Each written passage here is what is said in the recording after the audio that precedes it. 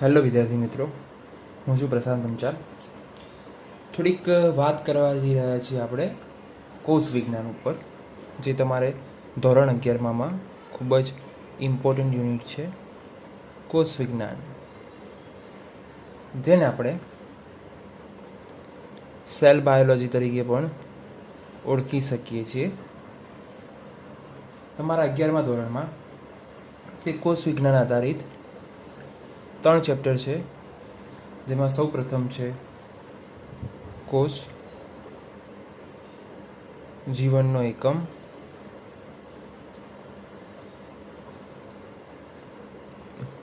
બાયોમોલિક્યુલ્સ એટલે કે જૈવિક અણુઓ, એના પછીનું ચેપ્ટર અને છેલ્લું ચેપ્ટર કોષ ચક્ર અને કોષ વિભાજન.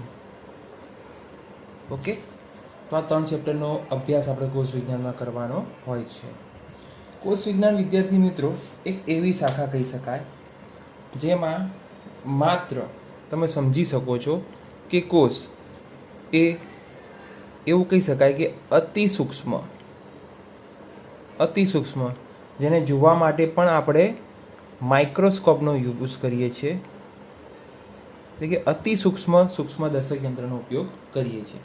તો તે માત્ર ને માત્ર કોષ ઉપર જે રિસર્ચ થાય, જેનામાંથી તારણો મળે છે, ઓકે, તે એક કોષ માટેના વિજ્ઞાનને કોષ વિજ્ઞાન નામ આપેલું છે, જે અતિ સૂક્ષ્મ બારીકાઈનો અભ્યાસ કરતો જોવા મળે છે. તો સ્ટુડન્ટ્સ, વિદ્યાર્થીઓ, આપણે સૌ પ્રથમ ચેપ્ટરની શરૂઆત કરીશું. ચેપ્ટર નંબર 8 છે તમારા 11મા ધોરણમાં, જેનું નામ છે કોષ એ જીવનનો એકમ. શરૂઆત કરીએ. વિદ્યાર્થી મિત્રો, આપણને ખબર છે કે સજીવ જે છે એ જીવંત કહેવાય. સજીવ જે છે એ જીવંત કહી શકાય. ઓકે, કે જે જીવ ધરાવે છે તેને સજીવ કહેવાય છે. આપણે નાનપણમાં બધી વાર્તાઓ સમજ્યા છીએ, બરાબર? તો તેને નિર્જીવ કેમ નથી કહી શકતા? સજીવને આપણે નિર્જીવ કેમ નથી શકતા? એક કઈ તમને ટિપિકલ વર્ડ મેં અત્યારે બતાવ્યો કે નિર્જીવ કેમ ના કહી શકાય. તો તેના માટે એક જ માત્ર જવાબ હોય કે આપણે એમ કહી શકીએ કે બધા જ જે સજીવો છે, એટલે કે બધા જ જે જીવંત છે, એ જીવંત સજીવોમાં, સમજો વિદ્યાર્થીઓ, બધા જ જીવંત સજીવોમાં જીવનના આધારભૂત, જેને કહેવાય ખૂબ જ અગત્યનો એકમ, એવા કોષની હાજરી જોવા મળે છે. ઓકે, તેથી આપણે તેને કહી શકીએ છીએ કે તે જીવંત વસ્તુ, સજીવ કહી શકાય. હવે બધા જ જે સજીવો છે, આપણે આગળ ભણ્યા છીએ કે બધા જ જે સજીવો, વિદ્યાર્થી મિત્રો, બધા સજીવો જે છે એ કોષોના બનેલા છે, જે આપણે જાણીએ છીએ. તે ઉપરાંત જેમાં કેટલાક એવું કહી શકાય કે કોષો સજીવ આધારિત આપણે કહી શકીએ કે તેમાં કેટલાક જે સજીવો છે એ સજીવ માત્ર એક કોષથી બનેલા છે. તો તમારા મગજમાં એકદમ લાઈટ થઈ જશે કે એક કોષની સર વાત કરી રહ્યા છીએ, તો એક કોષ શું હશે? તો કે જે એક કોષથી બનેલા છે તે સજીવોને આપણે નામ આપેલું છે એક કોષી સજીવ. ક્લિયર? ઓકે, જ્યારે બીજા ઘણા બધા કોષોથી, બરાબર, ઘણા બધા કોષોથી, એટલે બહુ કોષોથી બનેલા હોવાથી તેને બહુકોષી સજીવ નામ આપેલું છે. આ સજીવની કોષ આધારિત મેં તમને એક વર્ગીકરણ બતાવ્યું કે એક કોષી સજીવ કોને કીધું અને બહુકોષી સજીવ કીધું. વિદ્યાર્થી મિત્રો, સિમ્પલ આપણને ખબર છે તો પણ હું તમને એક સમજાવવા ખાતર લઈ લઈએ આપણે, જે કે એક કોષી સજીવ જે છે એના ઉદાહરણમાં કોણ આવી શકે? તો કે અમીબા, પેરામિશિયમ, ઓકે, ઘણા બધા છે. તે ઉપરાંત આમાં લઈ શકીએ કે ઉદાહરણમાં સસ્તન વર્ગ આખો, બરાબર છે. ઘણા બધા તમે ધોરણ 10માં ભણ્યા જ છો, કે ધોરણ 9 અને 10માં ભણ્યા છો કોષ વિશેની માહિતી, તે મુજબ આપણે આમાં દર્શાવી શકીએ છીએ. વિદ્યાર્થી મિત્રો, આ થઈ તમારા માટે એક પ્રથમ કક્ષાની માહિતી કોષની. આપણે ખૂબ જ ડીપમાં જવાનું છે આ ચેપ્ટરની અંદર. ડીપમાં કઈ રીતે સર? તો કે સૌથી પહેલાં હવે આપણે શરૂઆત કરીશું. આ સમજાવ્યા બાદ હવે હું તમને સમજાવીશ કે આપણે કઈ કઈ ચર્ચા ચેપ્ટરમાં કરવાની છે તે. તો એક હિન્ટ આપું કે એક નાનો કોષ છે, સૂક્ષ્મ કોષ છે. સૂક્ષ્મ કોષની અંદર જવાનું છે. કોષ છે, કોષ કેન્દ્ર છે, તેની અંદર નાની નાની અંગિકાઓ છે. એ બધી જ અંગિકાઓનો સંતોષકારક અભ્યાસ આપણે આ ચેપ્ટરમાં કરવાનો છે, બરાબર. તો આગળ જોઈએ આપણે કોષ વિશેની માહિતી. કોષ, તો કે કોષ એટલે શું? What is cell? બરાબર છે. તો કે વિદ્યાર્થી મિત્રો, એક કોષી સજીવ જે છે એ એક કોષી સજીવ સ્વતંત્ર રીતે અસ્તિત્વ ધરાવે છે. ધેટ મીન્સ કે એમ કહી શકાય જીવનના બધા જ આવશ્યક કાર્યો કરવા માટે સક્ષમ હોય છે. કેમ? મેં તમને એક વર્ડ આપ્યો કે જીવનના બધા જ કાર્યો કરવા માટે સક્ષમ. આવું કેમ બન્યું? આવું કઈ રીતે બની શકે? તો કે સમજી શકાય છે કે એક કોષી જ છે, તેને પોતાનું જીવન ટકાવી રાખવા માટે એક જ કોષમાં થતી બધી જ જૈવિક પ્રક્રિયાઓ તેને કરવાની રહેશે, બરાબર છે. તો તે આધારિત એવું કહી શકાય કે કોષની સંપૂર્ણ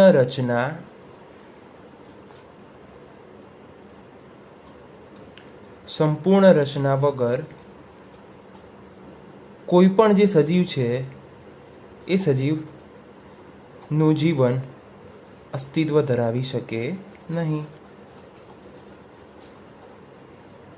એટલે એવું કહેવા માગે છે કે કોષમાં થતી જે પણ જૈવિક બધી પ્રક્રિયાઓ છે અથવા કોષની અંદર થતી જેટલી પણ જૈવ રાસાયણિક પ્રક્રિયાઓ હોય એ જૈવ રાસાયણિક પ્રક્રિયાઓ કોષ દર્શાવતો હોવો જોઈએ, અથવા કોષમાં એ બધી જૈવ રાસાયણિક પ્રક્રિયાઓ થતી હોવી જોઈએ, બરાબર. હવે આગળ તમે ભણી ગયા છો તે મુજબ આપણે કોષની વ્યાખ્યા પ્રસ્થાપિત કરીએ કે કોષ જે છે તે બધા જ સજીવો માટે જોવા જઈએ તો મૂળભૂત રીતે એવું કહીએ કે મૂળભૂત રીતે કોષ જે છે તે રચનાત્મક અને ક્રિયાત્મક એકમ છે, બરાબર. આ તો આપણને વ્યાખ્યા ખબર હતી કે કોષ જે છે રચનાત્મક અને ક્રિયાત્મક એકમ તરીકે આપણે તેને ઓળખી શકાય. ત્યારબાદ આ ચર્ચા મેં તમને જણાવી કે કોષ શું છે. ફરીથી એકવાર રિપીટ કરું કે એક કોષી સજીવ જે છે એ સ્વતંત્ર અસ્તિત્વ ધરાવી શકે છે. તો આવી જ રીતે બધા જ જે કોષ છે સ્વતંત્ર અસ્તિત્વ ધરાવે, ઓકે, આવી જ રીતે બધા જે કોષ છે એ સ્વતંત્ર અસ્તિત્વ ધરાવે છે. તો મેં આગળ તમને વિદ્યાર્થી મિત્રો તમે ભણી ગયા છો કે એવું કહી શકાય કે કોષીય અંગિકાઓ ભેગી થઈને શેની રચના કરતી હતી? કોષની રચના કરતી હતી. ઘણા બધા કોષ ભેગા થઈને એટલે કોષોનો સમૂહ, એટલે આપણે શું કહી શકીએ તેને? પેશીમાંથી અંગોની રચના થાય, અંગોમાંથી અંગતંત્ર બને અને અંગતંત્રમાંથી સજીવ શરીરની રચના થાય છે. તો વિદ્યાર્થી મિત્રો, જીવન અસ્તિત્વ ધરાવી રાખવા, એટલે જીવન અસ્તિત્વ ટકાવી રાખવા માટે સૌપ્રથમ આપણે શેના પર ડિપેન્ડેન્ટ હોવું જોઈએ? કોષ ઉપર. તો બીજી વસ્તુ, કોષ જે છે તે કોના પર આધારિત હશે? તો કે તેની અંગિકાઓ પર, ઓકે. તો તે આધારિત આપણે કહી શકીએ કે તેનો રચનાત્મક એકમ કહેવાય. કે રચનાત્મક એટલે એકમ એટલે કે શરીરના બધા જ જે અવયવો અંગો છે તેની રચના કરવામાં કોષ જે છે એ ખૂબ જ મહત્વનો ભાગ ભજવે છે. બીજી વસ્તુ એ કહેવાય ક્રિયાત્મક એકમ છે. ક્રિયાત્મક એકમ એટલે કે એક કોષમાં જેટલી પણ રાસાયણિક પ્રક્રિયાઓ થાય છે, જેવી રાસાયણિક પ્રક્રિયાઓ, તે બધી જ વિશિષ્ટ કોષોમાં, બધા જ કોષોમાં, શરીરના જેટલા પણ કોષ છે બધા જ કોષોમાં આ પ્રક્રિયા થતી જોવા મળે છે. ઓકે, એક તમારી હિન્ટ માટે એક મસ્ત શબ્દ કહું કે કોષ જે છે, આમ એવું કહી શકીએ કે આપણા શરીરમાં કેટલા કોષ હશે વિદ્યાર્થી મિત્રો, એવું તમે જણાવી શકો? તો એક પ્રમાણ માપ આધારિત એવું કહી શકાય કે કોષની અંદર, આપણે આગળ ભણીશું જ, કોષની અંદર શરીરની અંદર કોષની સંખ્યા કેટલી? તો વિદ્યાર્થી મિત્રો તમને જણાવું, શરીરની અંદર ફક્ત 1014 જેટલા કોષ જોવા મળે છે. કેટલા? માત્ર 1014 જેટલા કોષ જોવા મળે. ઓકે, આગળ આપણે આના વિશે હું આગળ ચર્ચા કરીશ. જોઈએ આગળ. એક સાયન્ટિસ્ટ હતા જેનું નામ હતું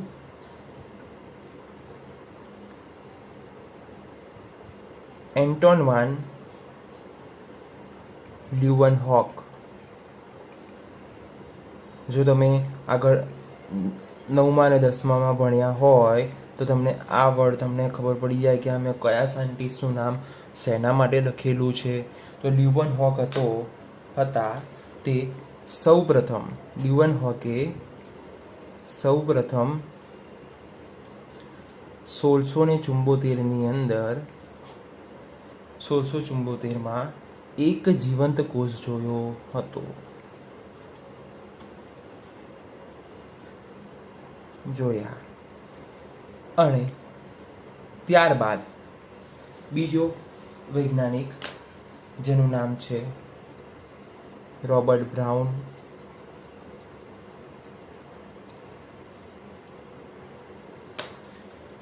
જેમણે કોષ કેન્દ્રની રચના કરી અથવા કોષ કેન્દ્રની શોધ કરી. બરાબર છે? આ રીતે આપણે સાયન્ટિસ્ટોને અલગ અલગ રીતે વર્ણવી શકીએ છીએ. ખૂબ જ ઇમ્પોર્ટન્ટ આ બધા નાના નાના ટોપિક તમે આગળ ભવિષ્યમાં જે સાયન્સમાં ભણવાના છો, બાયોલોજી સબ્જેક્ટ, બરાબર, તો તેમાં નીટ બેઝ ઉપર જે તમે એક્ઝામ આપશો, ગુજકેટ આપશો, તેમાં આ બધું તમારે ખૂબ જ અગત્યનું આવશે. તો વિદ્યાર્થી મિત્રો, આ કોષ શું છે તેની મેં સંપૂર્ણ માહિતી તમને આપી. કોષ વિશેની વાત કરી કે કોષ કઈ રીતે શક્ય બનાવી શકીએ સજીવ શરીર માટે, બરાબર. ત્યારબાદ કોષની નાની વ્યાખ્યા, સજીવનો રચનાત્મક એને ક્રિયાત્મક એકમ કહી શકાય. ફરીથી એકવાર રિપીટ કે સજીવનો જે છે એ રચનાત્મક અને ક્રિયાત્મક એકમ કહી શકાય. સર, રચનાત્મક શું અને ક્રિયાત્મક શું? રચનાત્મક એટલે કે સજીવ શરીરની રચના કરવા માટે. ક્રિયાત્મક એટલે કે તેની અંદર રહેલી જે અંગિકાઓ છે એ અલગ અલગ કાર્યો દર્શાવે છે, જેના કારણે સજીવ શરીર કાર્ય કરવા માટે સક્ષમ બને છે. ઓકે, તો તેના આધારિત રચનાત્મક અને ક્રિયાત્મક એકમ આપેલો છે. તો વિદ્યાર્થી મિત્રો, તમે સમજી શકો છો કે કોષ જે છે એ કોષ કેટલો અગત્યનો છે સજીવ શરીર માટે. વિદ્યાર્થી મિત્રો, આગળ થોડીક રચના મેં કોષ વિશે વાત કરી, ત્યારબાદ કોષ શું છે તેની વાત કરી. હવે જોઈએ આપણે કોષવાદ, જે એમ કહી શકાય કે કોષની રચનાને આપણા સમક્ષ દર્શાવવા માટે કયા કયા સાયન્ટિસ્ટોએ તેમાં ખૂબ જ અગત્યનો ફાળો આપ્યો છે. આગળ મેં 2 સાયન્ટિસ્ટના નામ તો તમને કીધા.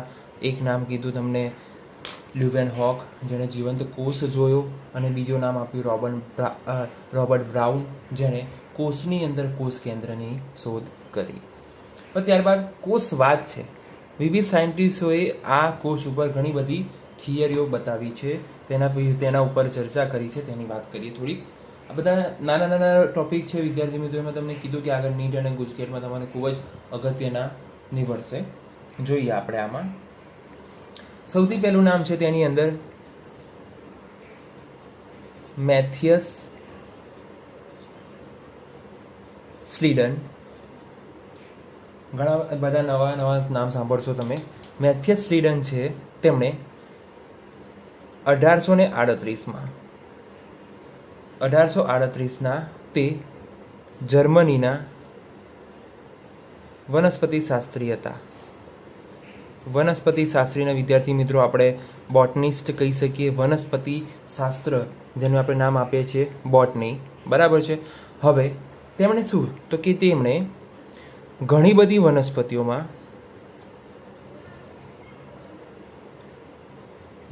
વનસ્પતિઓના અભ્યાસ બાદ જોયું કે બધી જ વનસ્પતિઓ વિવિધ કોષોની બનેલી છે.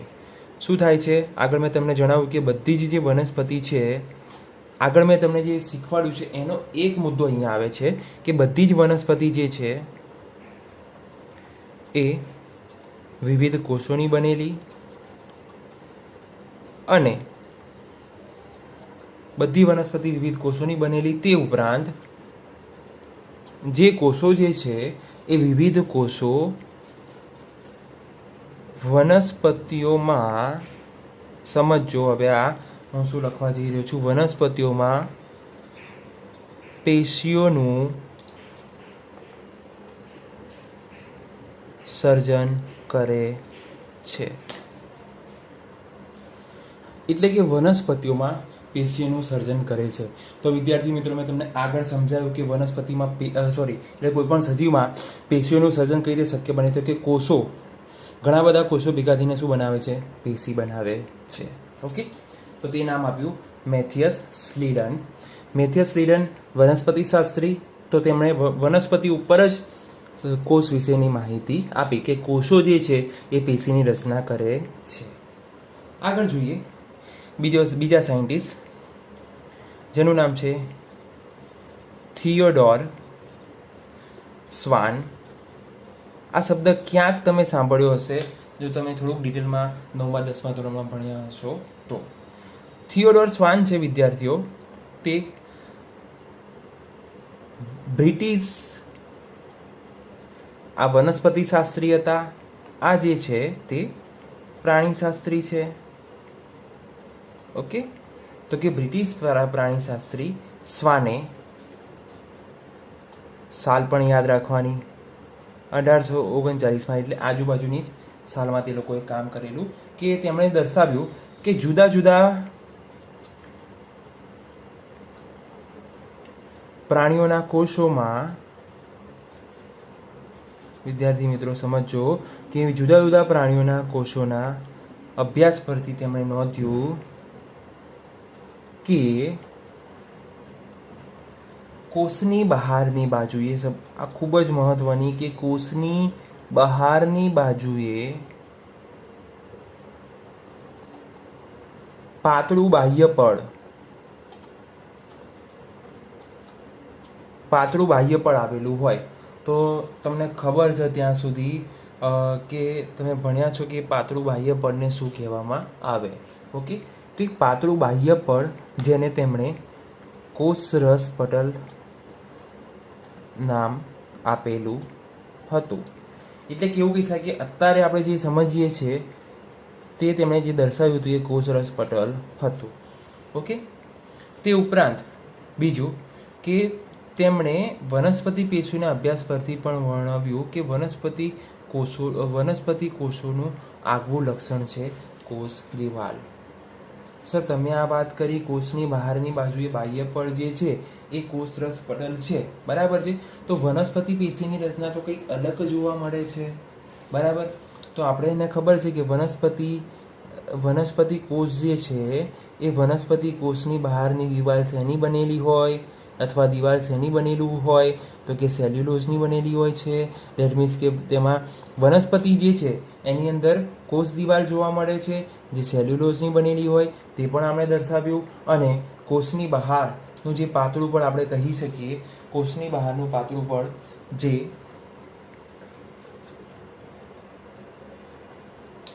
સેલ મેમ્બ્રેન પણ આપણે જેને કહી શકીએ છીએ, કોષરસ પટલ, સેન્ડવિચ મોડેલ તરીકે આપણે તેને ભણતા હતા, તે કોષરસ પટલ જે આપણે સમજી શકીએ છીએ તે, જેને આપણે સેન્ડવિચ મોડેલ તરીકે આગળના ધોરણમાં આપણે તેને ભણ્યા છીએ.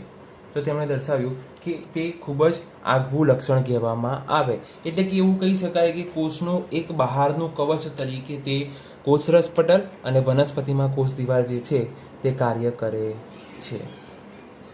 ઓકે, હવે એમ તે સિવાય જે સાયન્ટિસ્ટ આપણા હતા થિયોડોર સ્વાન, તેમણે એક અગત્યની બીજી વાત કરી. તો આ બધા અભ્યાસો પરથી તેમણે થોડુંક એ લગાવ્યું, અનુમાન લગાવ્યું કે પ્રાણીઓ અને જે વનસ્પતિ જે છે, પ્રાણીઓ અને વનસ્પતિની શરીર રચના તે કોષ અને નિપજોની બનેલી છે. તો વિદ્યાર્થી મિત્રો, આ સાચું જ છે, એમાં કોઈ ખોટી વાત નથી. કે આગળ મેં તમને જેમ દર્શાવ્યું તે પ્રમાણે કે કોષો ઘણા બધા કોષ ભેગા થઈને શેની રચના કરે છે, પેશીની રચના કરે છે. તો આમાં પણ એમણે એ આધારિત સમજાવ્યું છે કે શરીર રચના જે છે કોષ અને નિપજોની બનેલી જોવા મળે છે. ઓકે, તો સ્લીડન અને સ્વાન એ સંયુક્ત રીતે કોષવાદ રજૂ કર્યો. તો અમુક એમાં શું થયું કે નવા કોષોનું સર્જન કેવી રીતે થાય છે તે તેમણે સમજાવ્યું નહીં. વિદ્યાર્થી મિત્રો, એમણે વાત કરી કે આ કોષમાં જોવા મળે, આ કોષમાં પેશીઓ જોવા મળે, પેશીઓની રચના થાય છે કોષો દ્વારા, બરાબર. કોષ અને નિપજોની બનેલી છે. કોની? તો કે વનસ્પતિ અને પ્રાણીઓની શરીર રચના. પરંતુ એવું ના કીધું, આપણે એવું નથી કે આપણા શરીરમાં મેં તમને કીધું આગળ કે 1014 ઘાત જેટલા કોષો જોવા મળે છે આપણા શરીરમાં.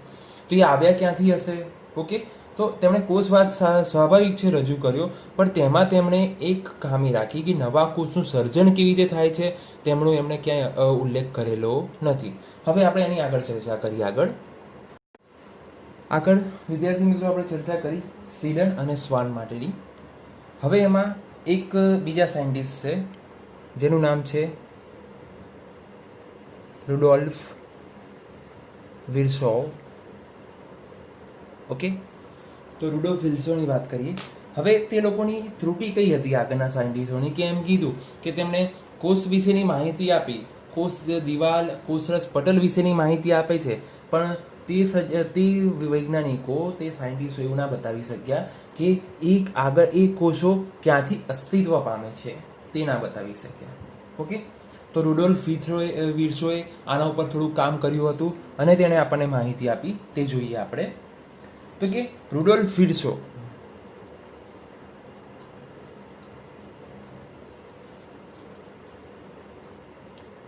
1855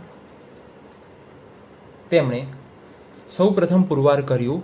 સમજો વિદ્યાર્થીઓ, ખૂબ જ મહત્વનો ટોપિક છે. કોષ ચક્ર અને કોષ વિભાજન માટે આ ટોપિક ઘણો અગત્યનો છે. તેમણે સૌ પ્રથમ પુરવાર કર્યું કે કોષ વિભાજન જે છે એ કોષ વિભાજન પામીને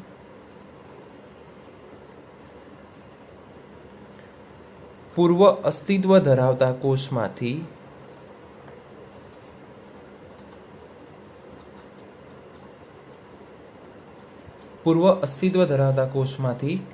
નવા કોષનું સર્જન થાય છે. ઓકે, પૂર્વ અસ્તિત્વ ધરાવતા કોષમાંથી નવા કોષનું સર્જન થાય, બરાબર. તો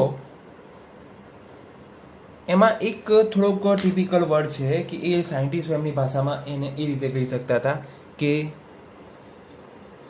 ઓમ્નિસ સેલ્યુલા ઈ સેલ્યુલા. ઓકે, તેનો મિનિંગ એમ કહી શકાય વિદ્યાર્થી મિત્રો કે કોષ વિભાજન પામીને પૂર્વ અસ્તિત્વ ધરાવતા કોષમાંથી જ નવા કોષોનું સર્જન થઈ શકે છે. તો તેમણે શું કર્યું? તો કે જે સ્લીડન અને સ્વાન હતા તેમના જે કોષવાદની પરિસંકલ્પના હતી, બરાબર, તેમાં થોડોક સુધારો કર્યો અને તેમણે તે કોષવાદને અંતિમ સ્વરૂપ આપ્યું. તો આપણે કોષવાદનું અંતિમ સ્વરૂપ શું છે તેની વિશે ચર્ચા કરી લઈએ. કોષવાદનું અંતિમ સ્વરૂપ. વિદ્યાર્થી મિત્રો, આ તમને ક્યાંક ને ક્યાંક MCQમાં કામ આવે તેવા રજૂઆતો છે બધી. તમારી અંતિમ સ્વરૂપ જોઈ લઈએ. તો તેમાં સૌપ્રથમ 3 મુદ્દાઓ પર એમણે આખું કોષવાદનું અંતિમ સ્વરૂપ આપ્યું. તેમાં સૌથી પહેલું એમણે લીધું કે કે વિર્શો અને જે સ્લીડન અને સ્વાન જે હતા, બરાબર છે, વિર્શોની વાત આપણે કરી રહ્યા છીએ. સ્લીડન અને સ્વાન હતા, તેમણે એક મૂળભૂત એક આપણને અગત્યની માહિતી આપી હતી. તો તેમાં એમણે એવું લખ્યું હતું કે બધા જ જે જીવંત સજીવો છે, બધા જ જે જીવંત સજીવ તે કોષ અને કોષની નીપજના બનેલા છે, બરાબર છે, અથવા બનેલા હોય છે. આ પહેલું સ્ટેટમેન્ટ એ લોકોનું કે આ રીતનું થઈ શકે. બીજું સ્ટેટમેન્ટ શું આપ્યું તેમણે કે બધા જ કોષોનું, તે આના તરફથી આવ્યું હશે રુડોલ્ફ વિર્સો તરફથી, કે બધા જ જે પૂર્વ અસ્તિત્વ ધરાવતા કોષ છે, એટલે કે બધા જ કોષોનું સર્જન, આજે આગળની લાઈન લખી છે તે પ્રમાણે બધા જ કોષોનું સર્જન પૂર્વ અસ્તિત્વ ધરાવતા કોષમાંથી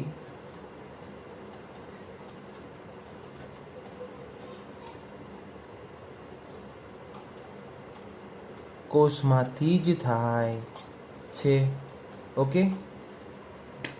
અને છેલ્લે તેની વ્યાખ્યા તે લોકોએ આપી હતી એ પ્રમાણે કે કોષ જે છે એ કોષ સજીવોનો રચનાત્મક અને ક્રિયાત્મક એકમ છે. ઓકે. તો આ ત્રણ જે છે એ અંતિમ સ્વરૂપ કહી શકાય કોષવાદ માટેનું. ઓમ્નિસ, સેલ્યુલા, ઈ સેલ્યુલા, આ ત્રણ વાદ ઉપર ટકેલું છે, બરાબર. આ ત્રણ વાદ આના દ્વારા આપણે સમજી શકીએ છીએ. તો વિદ્યાર્થી મિત્રો, આ થઈ તમારી કોષવાદની સંપૂર્ણ માહિતી. આગળ જોઈએ હવે કોષનું થોડુંક વિહંગાવલોકન, કે કોષ કયા આધારિત બનેલો છે તે. વિદ્યાર્થી મિત્રો, થોડીક નીટ આધારિત વાત કરેલું છે આપણે આગળ ચર્ચા કરી તેમાં. તો કોષ જે છે એ કોષને 4 કક્ષામાં વહેંચવામાં આવે છે, એટલે કે 4 કક્ષા આધારિત કોષના અલગ અલગ પ્રકાર આપણે પાડેલા છે. તો સૌથી પહેલાં તેમાં એક નામ છે, તેનું નામ છે એકેરિયોટિક કોષ. વિદ્યાર્થી મિત્રો, આ બધા જ નામ તમારા માટે નવા જ હશે, બરાબર છે. બીજું નામ છે જેનું નામ છે પ્રોકેરિયોટિક કોષ. ક્યાંક તમે આ શબ્દ સાંભળ્યા હશે. ત્યારબાદ ત્રીજું નામ છે જે છે મેઝો કેરિયોટિક કોષ. અને છેલ્લે ચોથું નામ છે યુકેરિયોટિક કોષ.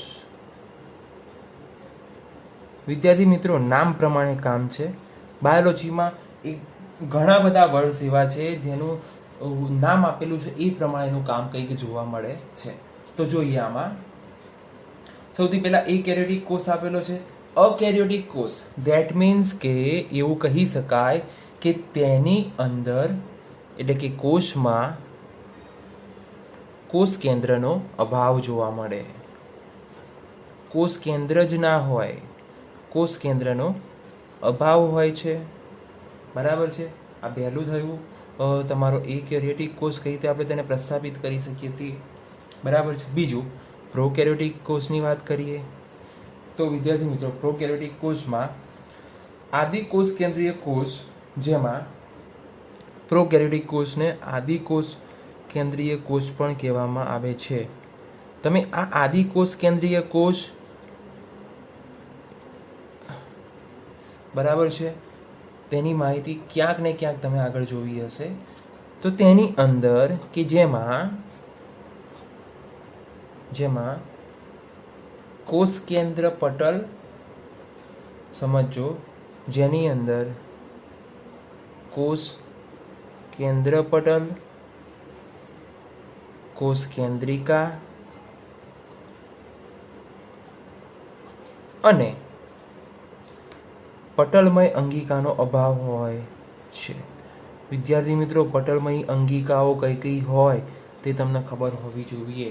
હરિતકણ છે, પછી કણાભસૂત્રો છે જેવી વિવિધ પટલમય અંગિકાઓનો અભાવ જોવા મળે. તો તેને શું કહી શકાય સર? બીજા કોઈ શબ્દોમાં આપણે તેને વર્ણવવું હોય તો શું કહી શકાય? સમજો, કોષ કેન્દ્ર પટલ નથી. ઓકે, કોષ કેન્દ્રની બહાર જે આવેલું પટલ જોવા મળે તેનો પણ અભાવ છે. કોષ કેન્દ્રિકાનો પણ અભાવ તેની અંદર જોવા મળે છે. એટલે કેવું કહી શકાય કે આ જે કોષ છે એ કોષની અંદર કોષ કેન્દ્રની રચનામાં એક કોષ કેન્દ્ર પટલ જોવા મળે. એ કોષ કેન્દ્ર પટલ જોવા મળતું નથી. ઓકે, તો કોષ કેન્દ્ર પટલ જોવા નથી મળતું, ધેટ મીન્સ કે કોષ કેન્દ્રિકા પણ નહીં હોય. એના સિવાય પટલમય અંગિકાઓનો પણ ક્યાંક ને ક્યાંક અભાવ જોવા મળે છે. તો સર આપણને તો ખબર છે કે કોષ કેન્દ્ર હોય, બરાબર છે. કોષ કેન્દ્રની અંદર રંગસૂત્રની અંદર DNA હોય. ઓકે, તો સર આ કોષરસ પટલ વગર આ જે અંદરનો રંગસૂત્ર જે છે, બરાબર, તે કઈ રીતે સચવાઈ શકે? એટલે તેના આધારિત તેની અંદરનો જે DNA છે, સમજો, તેના DNA ને એક વિશિષ્ટ નામ આપેલું છે. તો તેના DNA ને ન્યુક્લિયોઇડ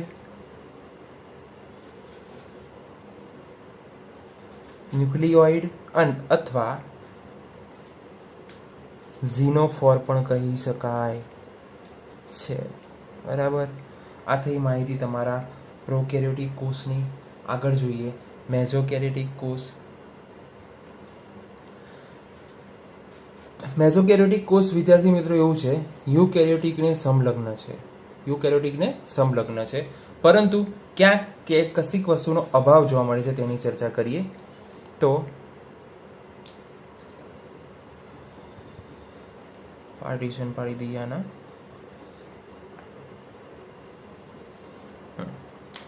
તો ક્યાંક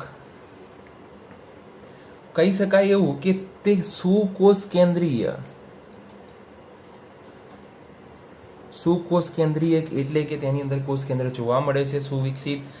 સુકોષ કેન્દ્રીય હોવા છતાં પણ તેની અંદર હિસ્ટોન પ્રોટીનનો અભાવ જોવા મળે છે.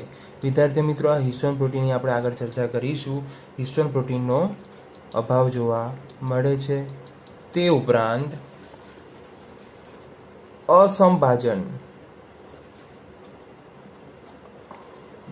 અસંભાજન દ્વારા વિભાજન કરે છે.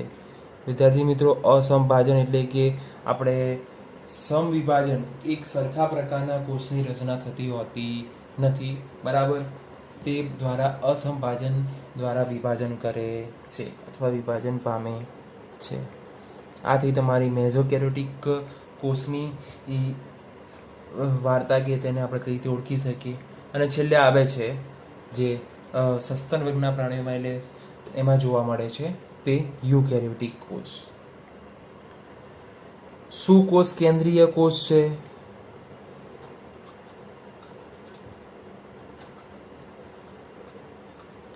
સુકોષ કેન્દ્રીય કોષ જેમાં કઈ ઘટના, જેમાં કોષ કેન્દ્ર પટલ, કોષ કેન્દ્રિકા, તે ઉપરાંત પટલમય અંગિકાઓ,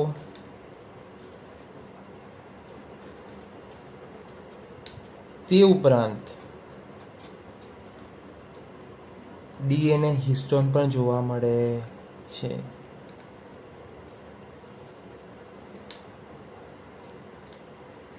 તો તેના આધારિત આપણે કહી શકીએ, સમજો વિદ્યાર્થીઓ, તેના આધારિત કહી શકીએ કોષના જે પ્રકાર પડે છે, બરાબર, તે કોષના પ્રકારમાં ખૂબ જ અગત્યતા ધરાવતો જે એક જ છે તેનું નામ આપેલું છે યુકેરિયોટિક કોષ, જે સંપૂર્ણ વિકસિત જોવા મળે છે. તો વિદ્યાર્થી મિત્રો, આજે આપણે કોષના લગતા થોડીક કોષની ચર્ચા કરી. તેનામાં સાયન્ટિસ્ટની વાત કરી, લ્યુવનહોક, રોબર્ટ બ્રાઉનની વાત કરી.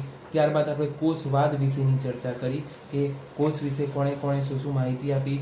તેમાં સૌથી પહેલાં આપણે લીધા મેથિયસ સ્લીડન, થિયોડોર સ્વાન.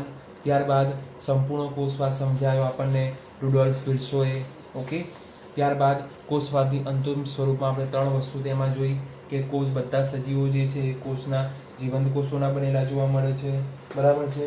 ત્યારબાદ બધા જ કોષોનું સર્જન પૂર્વ અસ્તિત્વ ધરાવતા કોષમાંથી થયેલું છે. ત્યારબાદ કોષ સજીવોનો રચનાત્મક અને ક્રિયાત્મક એકમ કહેવાય. થોડી નીડ બેઝ માહિતી તમને આપી કે કોષ જે છે એ કોષના સામાન્ય રીતે 4 કક્ષામાં તેને વહેંચી શકાય છે. તો આ 4 કક્ષા તમારી સમક્ષ રજૂ કરી. Okay, thank you.